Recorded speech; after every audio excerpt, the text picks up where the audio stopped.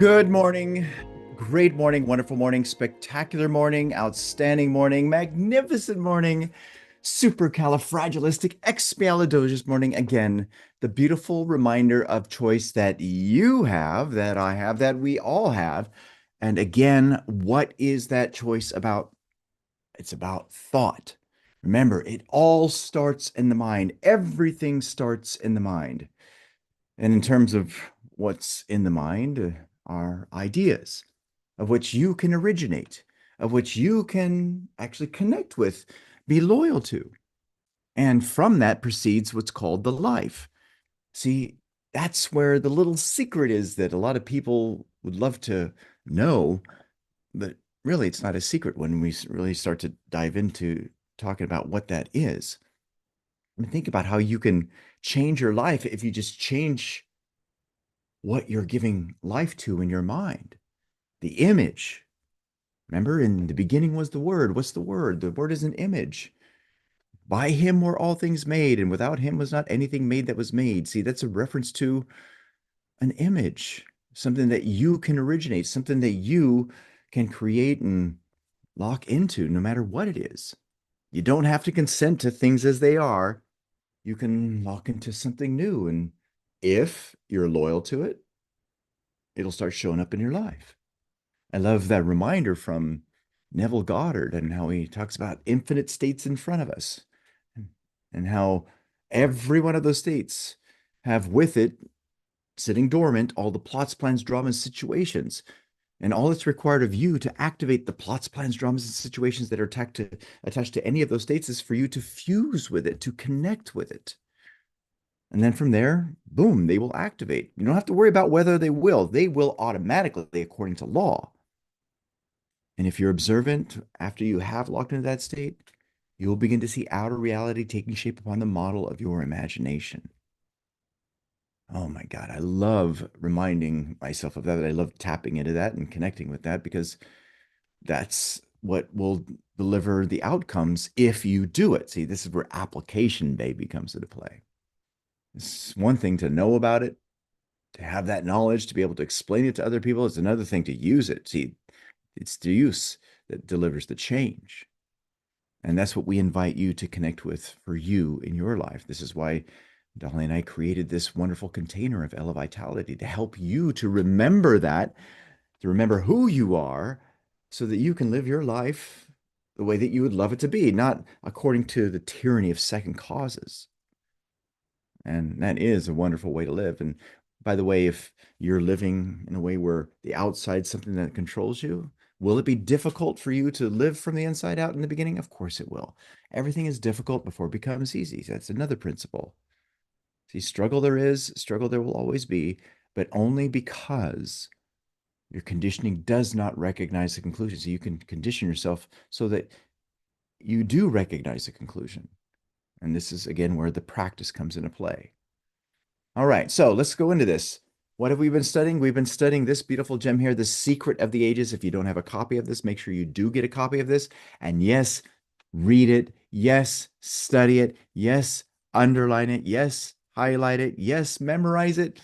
But more importantly, beyond all of that, implement it.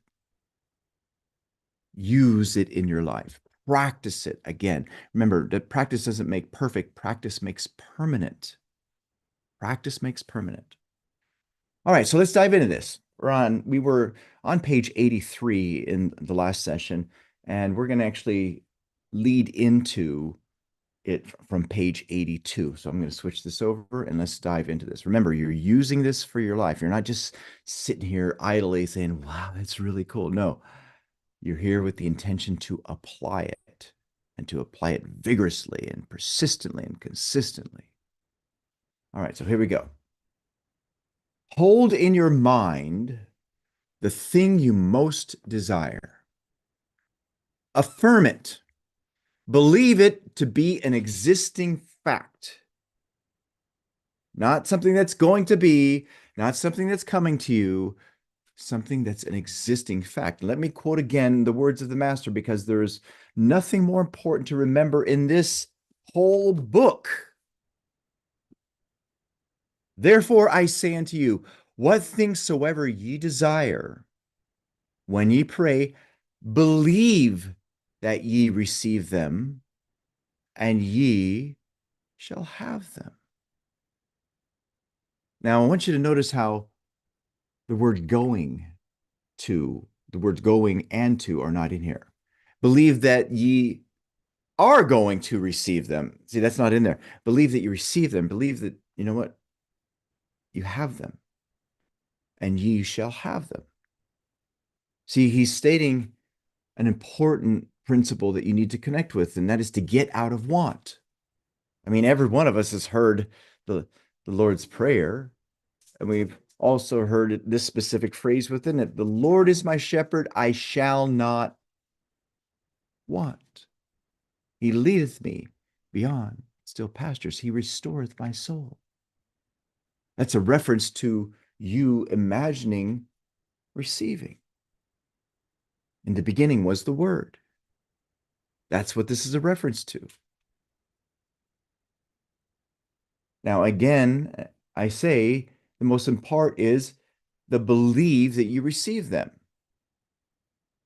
Your subconscious mind is exceedingly amenable to suggestion. In other words, it must accept. It doesn't have the ability to reject. I'm going to say this again. Your subconscious mind, that's your heart. As you thinketh in your heart, so are you. So are the results of your life.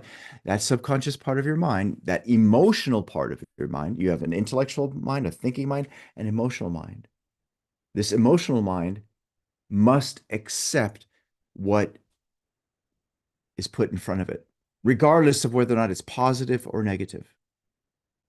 For instance, if you believe that you can, you know what? You're right. That's what it will connect with. If you believe you can't, guess what? That's what it'll connect with.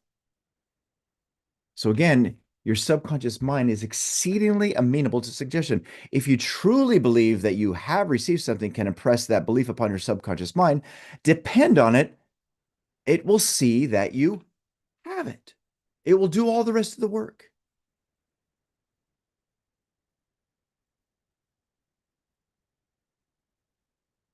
For being a part of universal mind, it shares that universal mind's power. Your mind will respond to your desire in exact proportion in which you believe. As thy faith is, so be it unto thee. Now remember, your faith is different than your belief. With that being said, is connected integrally to your belief. Your faith is directly proportionate to the belief you have.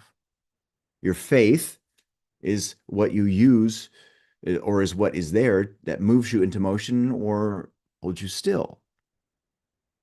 The whole point being is that whatever that is, which is rooted in belief, so be it unto you. It is done unto you as you believe. As is the most important word in that sentence. Why? Because what's done unto you is conditional upon the belief. Now, the people who live in beautiful homes, who have plenty to spend, who travel about in yachts, in fine cars, are for the most part people who started out to accomplish some one definite thing. They had one clear goal in mind, and everything they did centered on that goal. Now, I'm going to make an adjustment to his words, and I'm certain that if Robert Collier were alive today, that he would adjust these words. Yes, they had one clear goal in mind, and everything they did centered from that goal, not on it. And you can clearly see that that was just a miss from his side about the choice of words that was there, because the overwhelming majority of what he does write is to think as if you have it, which is thinking from it. But now let's go back to this beginning part. Because if this is what you would love for you, maybe things are really good now, but you would love it to be even more beautiful. You'd love to travel more, have a different lifestyle, be more healthy. I mean, all of it. Even get on a boat, a yacht, have fine cars. And by the way, there's nothing wrong with that. We've been conditioned to think that something's wrong with that. No, it's not. It's actually healthy. for you to want more, to be more, to do more, to have more. That's the essence of your spiritual DNA. And by the way, you're here on this earth, and you've heard me say this before, remind you of this. You've been given dominion over this earth. See, you're supposed to do something. Those who earn more, who have more, they're actually claiming their dominion over this earth. And that's what we invite you to do for you. Now, if that might be a challenge for you, why would that be a challenge? Well, it's just because your conditioning doesn't recognize the conclusions, because you've been conditioned to think that that's bad. You've been conditioned to think that it's not something you're supposed to do. Well, most of that, the overwhelming majority of that belief comes from people who don't know how to do it. And so what do? They change the dream and they keep the story. They diss the very thing that they would love for their life because they don't understand how to get it. And that's what's justified in their mind with what they say. I remember growing up, this very beautiful man inside, successful, says, "Oh, you don't need those things. Just keep it cool, keep it very close intent. You don't need all of those extravagant things." And when I look back, I can clearly see that the reason why he said this is because he didn't understand how to get it. And so he would play it down, change his words to make himself feel better. But what's interesting is he didn't feel better. Anyways, the whole point is it's good to seek these things. There's a beautiful statement that we share in our presentation about someone who earns $100,000 a year.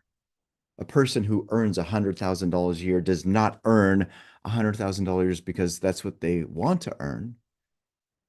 A person who earns $100,000 a year earns $100,000 a year because they're unaware of how to earn $100,000 a month. It's just a lack of awareness. So anyways, yes, go ahead and seek those things. They're good. They were all part of the creation. They were all created, correct? Which means they came from God anyways. So connect with it. Be one with it.